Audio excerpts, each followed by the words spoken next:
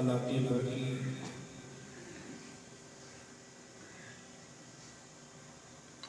معزز شخصیات،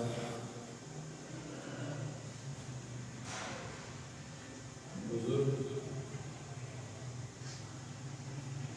بالخصوص حضور شاہ عالم رحمۃ اللہ تعالیٰ علیہ کے ساتھ نسبت وفا اور حیا کو عرصہ دراز سے قائم رکھنے والے آپ تمام ہی ہیں، لیکن اس علاقے کی بہار جناب صوبیدار اعظم صاحب،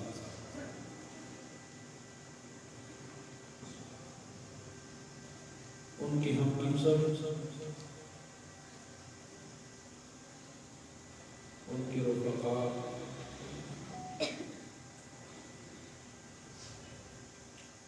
اسی طرح علماء کرام، اس مسجد کے امام و خطیب اور مدرس اور انتظامیہ اور آپ تمام کو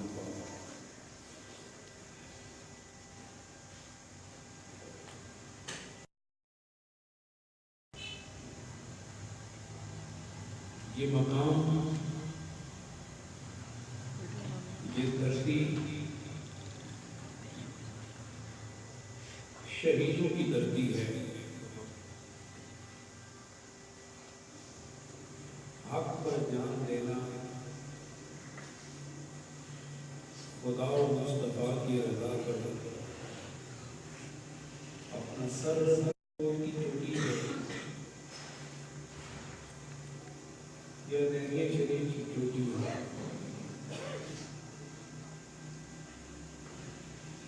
اللہ کی رحمت جب عرش سے برستی ہے، کیونکہ نعیمیہ کی فضا، قبلہ عالم اور شاہ عالم کی محبتوں کی فضا وہاں جو ہے وہ یہاں بھی ہے، تو اس نسبت سے جب خدا رحمت برساتا ہے، جتنی وہاں برستی ہے محبتوں کی بنیاد پر، یہاں بھی اتنی بارش محبت ویسے نہیں ملتی، محبت تو عطا کی جاتی ہے۔ ہر آدمی محبت کا سزاوار نہیں ہوتا، محبت کا سزاوار اسے بنایا جاتا ہے جس کے دل میں پہلے محبتوں کی بہار قائم کی جاتی ہے۔ اور یاد رکھنا، بہار والا، بازار والا، اور اگر اس میں تھوڑا اور آسان کر دوں کہ بازار والا اور دربار والا دونوں میں بڑا فرق ہوتا ہے۔ ایک کی نسبت فانی ہوتی ہے، دوسرے کی نسبت باقی ہوتی ہے۔ ایک کی نسبت کو فنا حاصل ہے، تعلق گیا تو نسبت گئی، اور ایک کی نسبت کو بقا حاصل ہے کہ اللہ نے دو دلوں کو جوڑا ہوتا ہے۔ عرش پر جب دوستی کا آغاز ہوا تو وہاں تو مخفی رہا، لیکن جب اس فرش زمین پر محبت کرنے والے آئے تو جہاں اللہ نے محبت رکھی وہاں محبتوں کی بہار بھی آنے لگا۔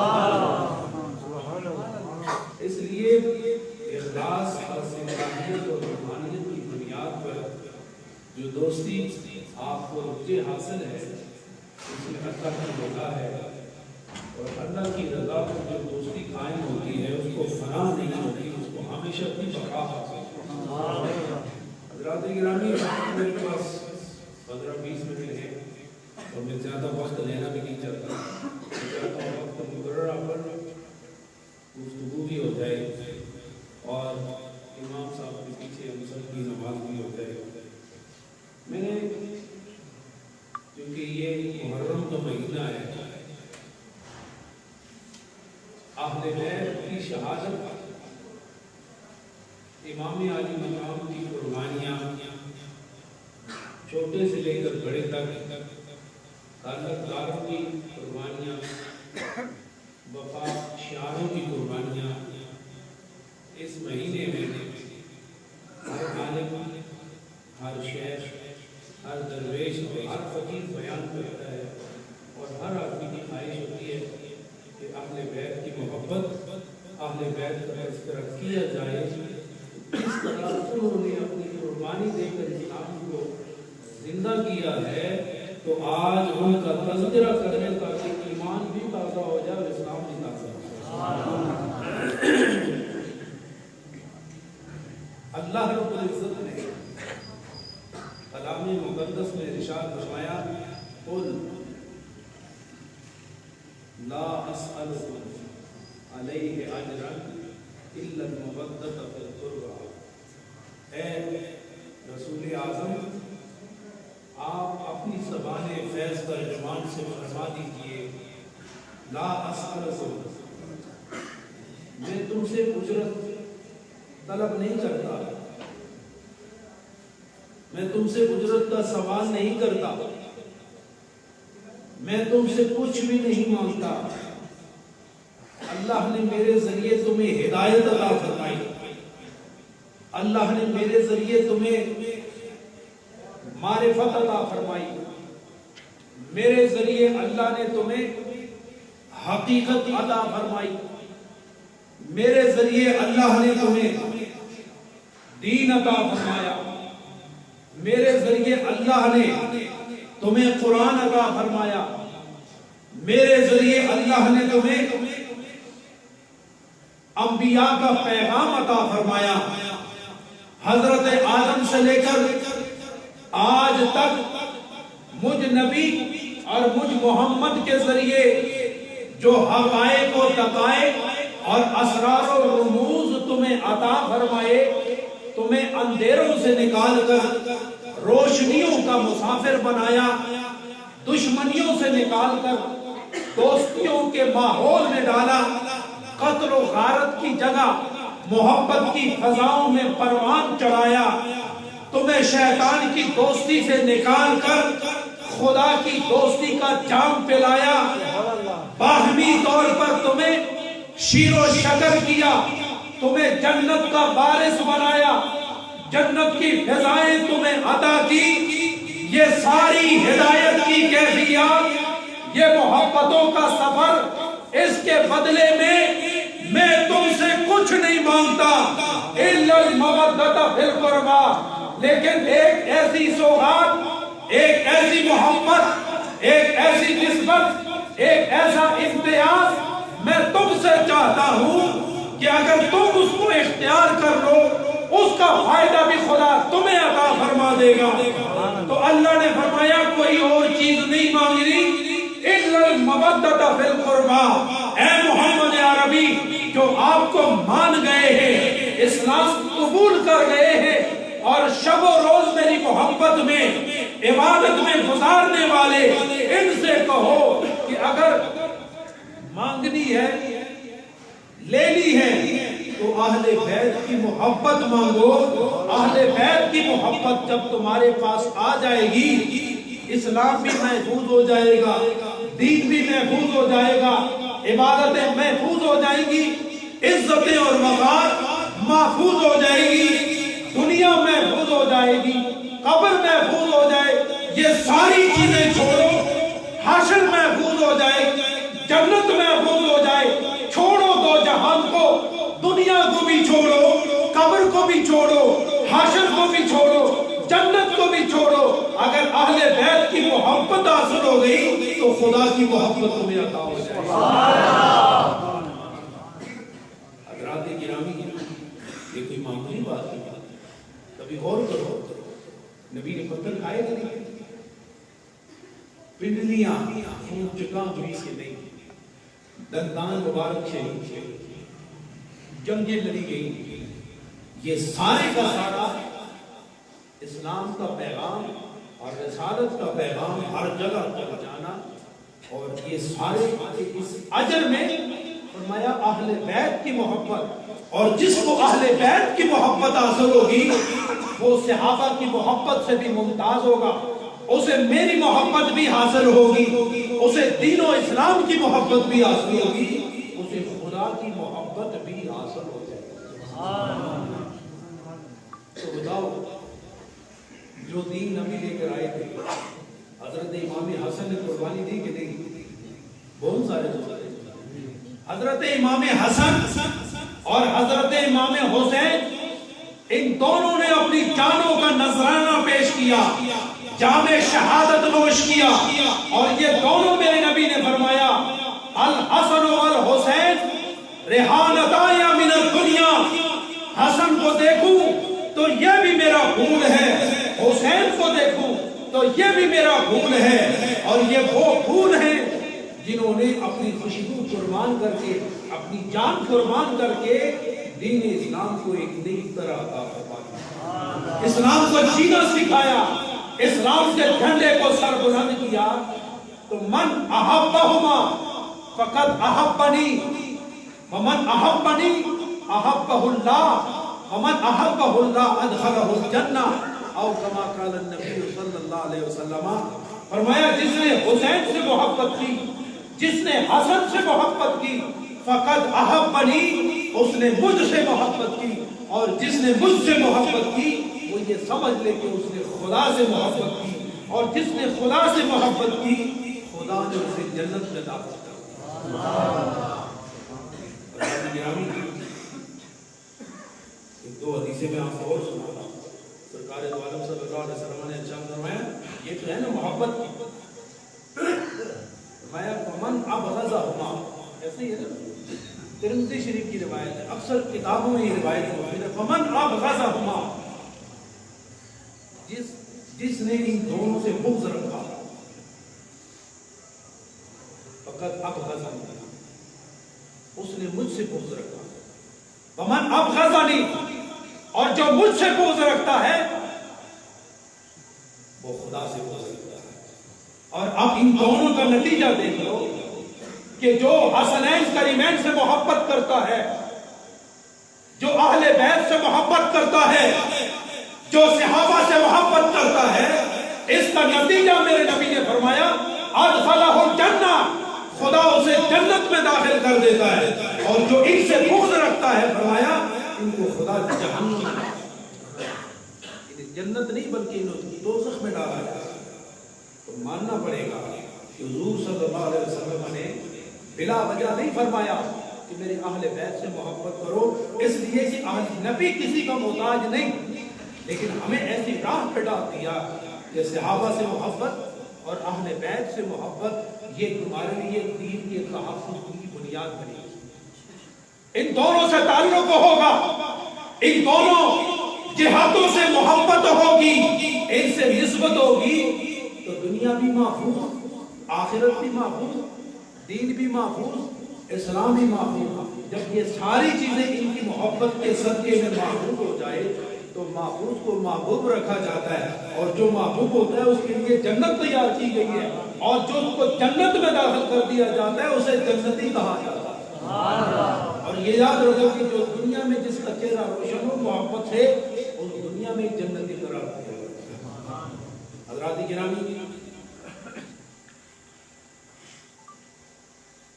تھوڑے سے تناظر میں آپ کو لے جانا چاہتا ہوں۔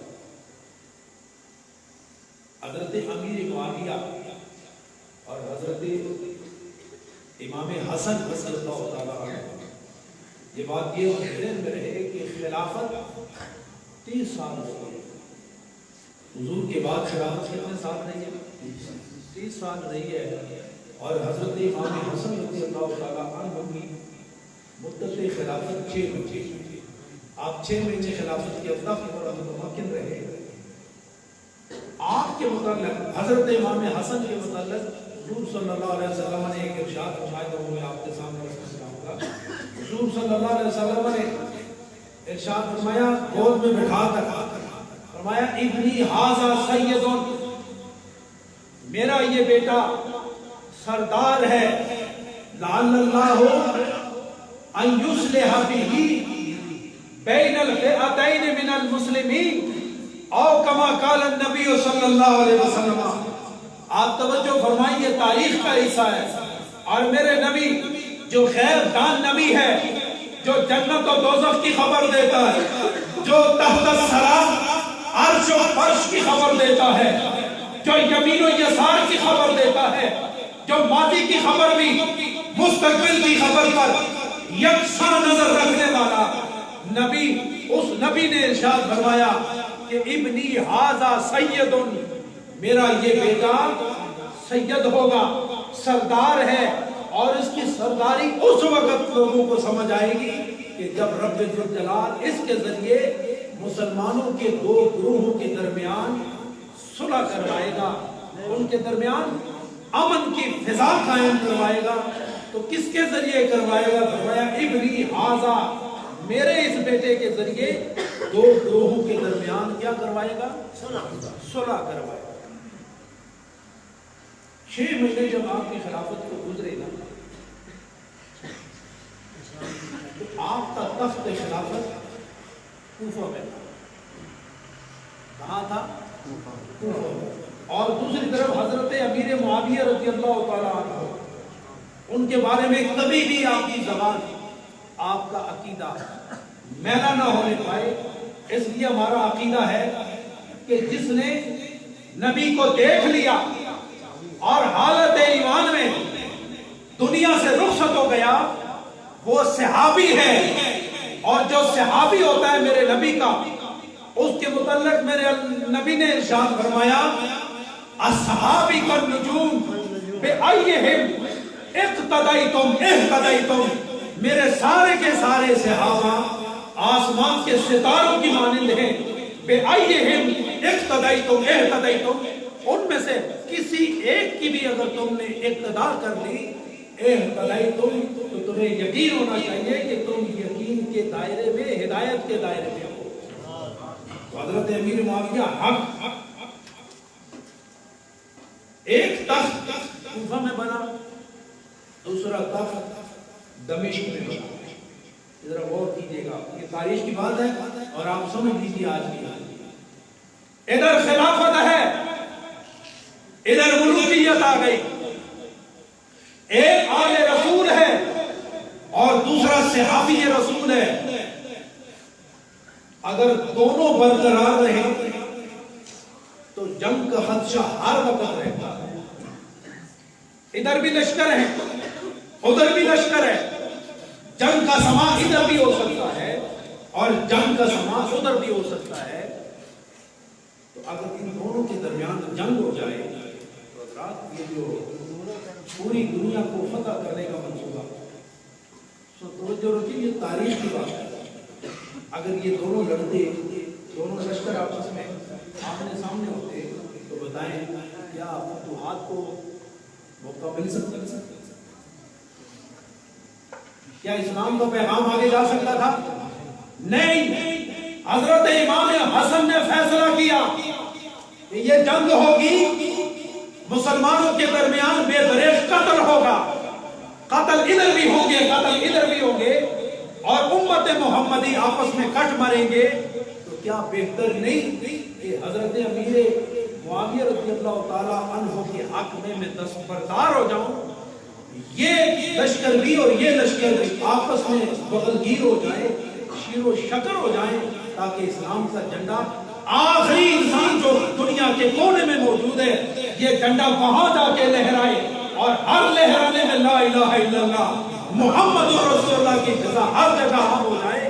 جب یہ فیصلہ کیا اور دستبردار ہو گئے تو حضور صلی اللہ علیہ وسلم کا وہ فرمان کہ ابنی ھذا سید لعل اللہ ان یصلح بہ بین الفئتین من المسلمین، کہ مسلمانوں کے درمیان یہ وہ کردار ادا کرے گا کہ جو کردار کوئی اور ادا نہیں کر پائے گا۔ الحمدللہ 6 مہینے خلافت کے گزارنے کے بعد حضرت امام حسن نے حضرت امیر معاویہ کے حق میں خلافت سے دستبردار ہو کر ان کے ساتھ مل جانے کا اعلان کیا۔ تو یہ ان کی برکت ہے، ان کی قربانی ہے کہ ان کی وجہ سے اسلام دنیا کے ہر کونے میں پہنچا۔ اور میں آپ کو بتاتا ہوں کہ 1200 سال کرۂ ارض پر حکمرانی کرنے والے نبی دو عالم صلی اللہ علیہ وسلم کے غلام تھے۔ سمجھ آئی بات آپ کو؟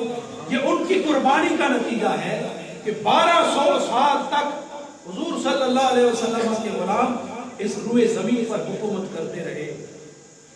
لیکن ایک وقت آیا کہ میدان کربلا سجا. حضرت امام حسین رضی اللہ تعالیٰ عنہ نے شہادت کو قبول فرمائی. تخت کا مطالبہ نہ تھا. یہ جو بعض بدبخت کہتے ہیں نا کہ 2 شہزادوں کی جنگ تھی، 2 شہزادوں کی جنگ نہیں تھی، بلکہ اسلام اور دین محمدی کے تحفظ کا مرحلہ تھا. اور حضرت امام حسین نے تہیہ کر لیا تھا کہ جب تک میں زندہ ہوں محمد عربی کے دین کا جھنڈا سر نگو نہیں ہو سکتا. اسے بلند کرنے کے لیے اگر مجھے اپنا سر بھی دینا پڑے تو میں دوں گا. تو وہ جو جنگ تھی اسلام کی سربلندی کے لیے. لیکن حضرات میں بڑی مختصر اور تاریخی بات آپ کو بتانا چاہوں گا کہ کیا آج تک حضرت امام حسن اور حضرت امام حسین کی نسل موجود ہے کہ کیوں بول رہے آپ تو سادات کا حضرت امام حسن کی اولاد بھی موجود ہے اور حضرت امام حسین کی اولاد بھی موجود ہے. اور بعض ایسے خوش نصیب ہیں کہ وہ حسنی بھی ہیں، وہ حسینی بھی ہیں. بعض حسنی ہیں، بعض حسینی ہیں، لیکن آج تک ان کی نسل موجود ہے. قیامت تک ان کی نسل موجود ہوگی. کیوں؟ کہ انہوں نے اللہ کی رضا کے لیے قربانی دی. خدا نے ان کی نسل کو قیامت تک کے لیے معاف کیا. رات دوئی گھر بھی سن یزید کے کتنے بیٹے تھے پتہ کس کو؟ علماء یزید کے 15 بیٹے، 5 بیٹیاں، ٹوٹل کتنے ہوئے؟ 20. سردار صاحب 15 پتر تے 5 دھیاں. کس نیاں؟ یزید نیاں. آج تک کوئی نہیں ثابت کر سکتا کہ 15 بیٹے رکھنے والا وہ یزید اور 5 بیٹیاں رکھنے والا وہ یزید، 20 اولاد، اور آج تک اس کی نسل موجود ہے. آج تک اس کی نسل موجود ہے. اسی دور میں 15 کے 15 بیٹے اپنی موت مر گئے. وہ بیٹیاں مر گئی لیکن نسل نہ چھوڑی، اس لیے کہ یہ رب کی مرضی تھی کہ جو خدا کے لیے قربانی دیتا ہے خدا اس کا تذکرہ قیامت تک کے لیے جاری رکھتا ہے. اور جو خدا کے ساتھ بغاوت کرتا ہے جس طرح اس کا تذکرہ ختم ہو جاتا ہے اس کی نسل کا تذکرہ بھی خدا ختم کرتا ہے. لیکن ایک بات یاد رکھیے، میں ایک پیغام آپ کو دینا چاہتا ہوں. یہ پیغام میرے شیخ کا ہے، حضور کی بلال رحمۃ اللہ تعالیٰ علیہ. آپ فرمایا کرتے تھے کہ حضرت امام حسین رضی اللہ تعالیٰ عنہ کو پتہ تھا کہ آپ شہید ہوں گے، آپ کے ساتھ ساتھی کو بھی شہید ہو گئے. یہ پتہ تھا. آپ پیدا ہوئے نا تو آپ کی شہادت کے تذکرے اس وقت سے ہونا شروع ہو گئے. آپ کو معلوم ہوگی یہ بات کہ حضرت امام حسین کو حضور صلی اللہ علیہ وسلم نے ایک سائڈ پہ رکھا، ایک زانوں پہ رکھا، اور اپنے بیٹے ابراہیم کو دوسرے زانوں پہ رکھا. ایک کو دیکھ کے مسکراتے تھے، دوسرے کو دیکھ کے مسکراتے تھے کہ ایک میرا بیٹا ہے اور دوسرا میری بیٹی کا بیٹا ہے. تو دونوں زانوں پر بیٹھے تھے. تو حضرت جبریل آگے گئے اور سلام پیش کیا. سلام پیش کرنے کے بعد انہوں نے کہا اللہ نے ارشاد فرمایا ابراہیم تیرا بیٹا ہے، حسین بھی تیرا ہی بیٹا ہے، بیٹی کا بیٹا بیٹا ہی ہوتا ہے، یہ دونوں تیرے بیٹے. اور میرا فیصلہ یہ ہے کہ ان دونوں میں سے ایک تو رکھ لے، ایک تو میں رکھ لے گا. بڑی مشہور روایت ہے. حالانکہ دونوں نے جانا ہے خدا کی طرف، لیکن اختیار دیا گیا کہ ایک خدا کے پاس جائے گا، دوسرے نے بھی جانا ہے، لیکن جب تک جائے گا اس وقت تک نبی اسے اختیار کر لے. تو ابراہیم کے متعلق جو آپ کے بیٹے تھے، آپ نے اللہ سے عرض کیا باری تعالیٰ یہ جو میرا بیٹا ہے نا ابراہیم جو میری پشت سے ہے یہ میں تیری بارگاہ میں پیش کرتا ہوں. یہ جائے گا تو میں اکیلا رہوں گا، اور اگر بیٹی کا بیٹا جائے گا تو میں بھی رہوں گا، میری بیٹی بھی روئے گی اور علی بھی روئے گا. لہٰذا یہ 3 رونے مشکل ہے، ایک رونا ٹھیک ہے، یہ بھی تیرے لیے، یہ بھی تیرے لیے، لیکن پہلا میں اپنا بیٹا تیرے لیے پیش کرتا ہوں، دوسرا بھی تیرے لیے۔ تو پھر آپ نے ارشاد فرمایا کہ یہ بیٹا میرا کربلا میں شہید ہوگا۔ تو اس سے ثابت یہ ہوتا ہے کہ تمام صحابہ اہل بیت میں حضرت امام حسین کی شہادت کے تذکرے عام ہو چکے ہو۔ حضرت امام حسین کو پتا تھا کہ میں شہید ہوں گا، تو جب ان کو یقین تھا کہ میں نے واپس نہیں آنا، تو چھوٹے چھوٹے بچے کیوں ساتھ لے کر گئے؟ پردہ دار خواتین ساتھ لے کر کیوں گئے؟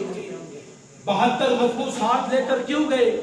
تو میرے شیخ العالم نے بڑا زبردست میسج اس کا دیا۔ آپ فرماتے وہ اس لیے لے کر گئے تاکہ دنیا والوں کو پتہ چل جائے، نبی کے مت والوں کو پتہ چل جائے، ایمانداروں کو پتہ چل جائے، اسلام سے محبت کرنے والوں کو پتہ چل جائے کہ اگر امام حسین جان دے سکتا ہے، ان کے بچے جان دے سکتے ہیں، ان کے دوست جان دے سکتے ہیں ایک کڑے وقت میں اسلام کو تحفظ دینے کے لیے، تو پھر یاد رکھنا جب قربانی تم بڑے ہو، قربانی دینے پڑی تو پاؤں میں کمزوری نہ لانا، ہمت میں کمزوری نہ لانا، ہمت مضبوط کرنی ہو تو تاریخ میں حضرت امام حسین کو دیکھنا، اگر انہوں نے قربانی دی ہے اس قربانی کے تتبع میں تم بھی قربانی دے دینا۔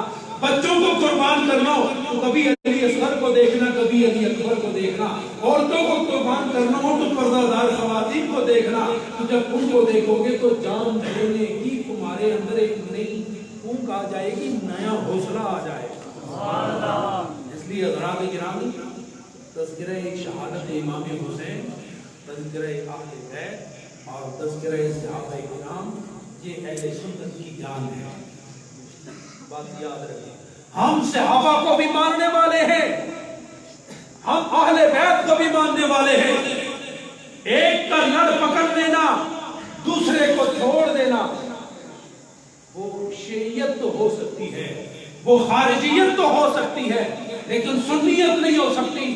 سنیت یہی ہے کہ اگر ایک آنکھ ہے تو وہ صحابہ پر قربان ہے، دوسری آنکھ ہے تو وہ اہل بیت پر قربان ہے۔ اللہ تعالیٰ ہمیں ان کی محبتوں سے ہمیشہ آباد رکھے، آپ کی اس مرکز کو خدا آباد رکھے، خدا تعالیٰ آپ کو